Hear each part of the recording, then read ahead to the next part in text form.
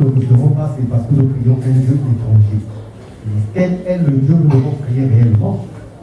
Nous sommes quelque chose. C'est la première question.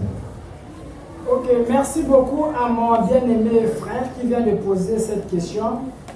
Il vient d'éclairer encore mes bien-aimés journalistes sur la question de l'identité de Jésus.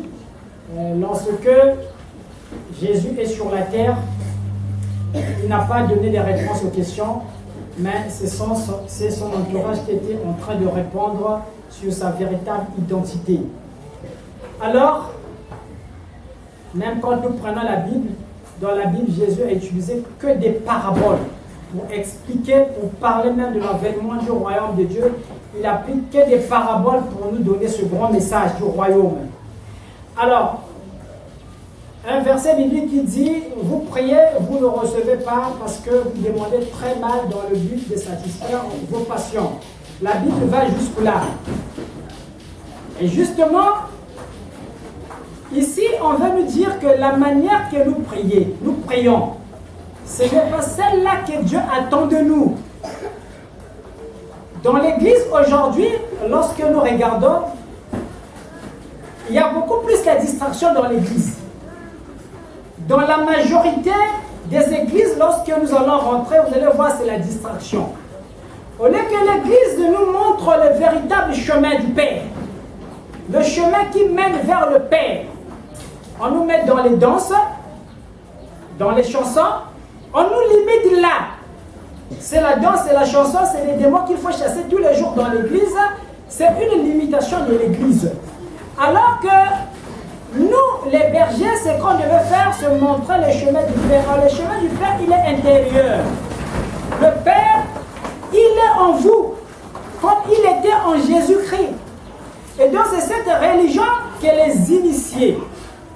Parce que certainement que vous avez déjà eu à entendre certains enseignements profonds, à vous entendre parler, les initiés sont ceux-là qui ont retrouvé le chemin intérieur, qui ont voulu exprimer Dieu, qui ont su qu'effectivement la véritable prière passe par la méditation.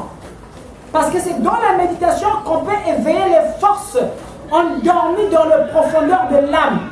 Parce que dans l'âme, c'est là où, dans notre âme, c'est là où Dieu siège. Et Dieu, c'est une énergie. Quand il dit, créons l'homme à notre image et à notre ressemblance, voilà donc la religion qui commence à remonter déjà là. L'homme est l'image et la ressemblance de Dieu. Et donc la religion de la fraternité Winaiva vous apprend, vous enseigne sur la divinité de l'homme. Vous amène à l'homme originel. Quand Dieu le crée, il est l'image de Dieu. Cet homme-là, il est Dieu au départ. Ce n'est pas celui-là que nous voyons aujourd'hui, qui sont plus de l'alcool. Mais l'homme, au départ, il est Dieu. Il est Dieu. Et l'arche vient avec ses enseignements. Vous apporte ses enseignements. Donc, prier, ce n'est pas aller en fait à l'église. Non. Prier, c'est un chemin intérieur. C'est le chemin de l'âme. C'est l'éveil de l'âme. Et c'est là qu'on doit amener l'église du Congo. L'arche est venue pour amener l'église du Congo. Mais je ne peux pas m'ouvrir. Très simple. Et tout simplement, c'est pas à pas qu'il faut vous amener là. Parce que c'est un peuple qui est encore au lait. Mais si je vous explique des choses, vous n'allez rien comprendre. Il faut vous amener pas à pas. Vous êtes resté longtemps au lait. On ne peut pas donner à un bébé un morceau de manioc. C'est pas possible, ce serait le tuer. Voilà pourquoi, ici, on nous demande de rentrer dans la véritable religion. Dieu est en vous et la vraie religion est en vous. Jésus dit, détruisez ce temple, je le rebâtirai en 3 jours. Ça a créé du scandale en Israël. Mais quand il parle du temple, le temple de Dieu, ce n'est pas une maison bâtie par des hommes. Le temple de Dieu, c'est le corps de l'homme. Le véritable temple de Dieu, quand Dieu parle de l'église, ce ne sont pas les églises dans lesquelles nous rentrons là. Je suis catholique, je suis protestant, ce n'est pas ça l'église. L'église, c'est un corps. La véritable église, c'est un corps. Et Jésus parlait, a expliqué ça au premier siècle que l'église, le temple était son corps. Il pouvait mourir 3 jours et ressusciter. Donc le temple, ce n'est pas chez les catholiques, non. Ce n'est pas chez les Ngunza, chez les Kimbanguis, non, ce n'est pas ça le temple. Le temple, ce n'est pas ici à la fraternité. Mais le temple, c'est ton corps. Et comment le savoir si tu n'as pas les enseignements? Voilà pourquoi il faut que des maîtres viennent, rentrent dans la matière. Si nous sommes là, c'est pour votre cause. Vous avez pataugé longtemps dans la boue. Et la fausse religion vous a récupéré. Vous a encore emprisonné. Vos âmes sont en prison jusque-là. En vous donnant du lait tous les jours, mais la nourriture solide. Aujourd'hui, vous avez ces enseignements solaires qui sont descendus pour venir vous recentrer dans la présence du Père. Vous saurez prier aujourd'hui. On peut continuer. Il y a l'écart, je crois, entre 12 et 29 ans. Jésus avait disparu dans la vie des Israéliens. Quel était son maître, qui l'a initié, qui l'avait enseigné jusque-là. Moi non plus, je ne vous le dirai pas. Je ne vous dirai pas qui a enseigné Jésus pendant tout ce temps. Mais je prends ma propre référence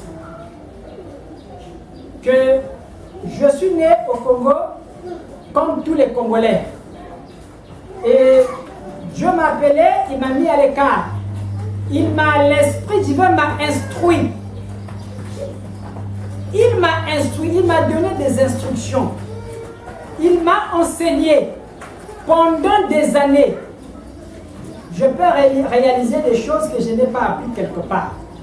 Donc Jésus, je peux dire, a été enseigné par l'Esprit de Dieu.